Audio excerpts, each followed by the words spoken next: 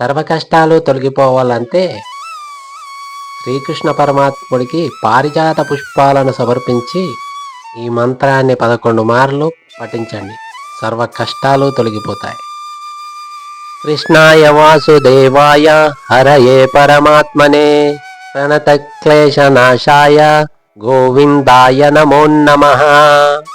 కృష్ణాయ వాసుదేవాయ హరయే పరమాత్మనే ప్రణతక్లేశనాశాయ గోవిందాయ నమో నమః. కృష్ణాయ వాసుదేవాయ హరయే పరమాత్మనే ప్రణతక్లేశనాశాయ గోవిందాయ నమో నమః. కృష్ణాయ వాసుదేవాయ హరయే పరమాత్మనే ప్రణతక్లేశనాశాయ గోవిందాయ నమో నమః.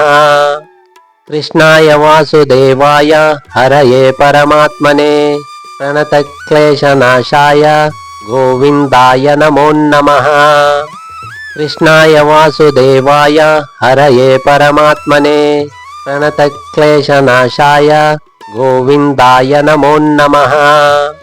కృష్ణాయ వాసుదేవాయ హరయే పరమాత్మనే ప్రణతక్లేశనాశాయ గోవిందాయ నమో నమః.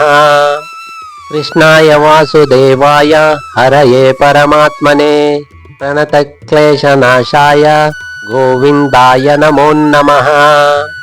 కృష్ణాయ వాసుదేవాయ హరయే పరమాత్మనే ప్రణతక్లేశనాశాయ గోవిందాయ నమో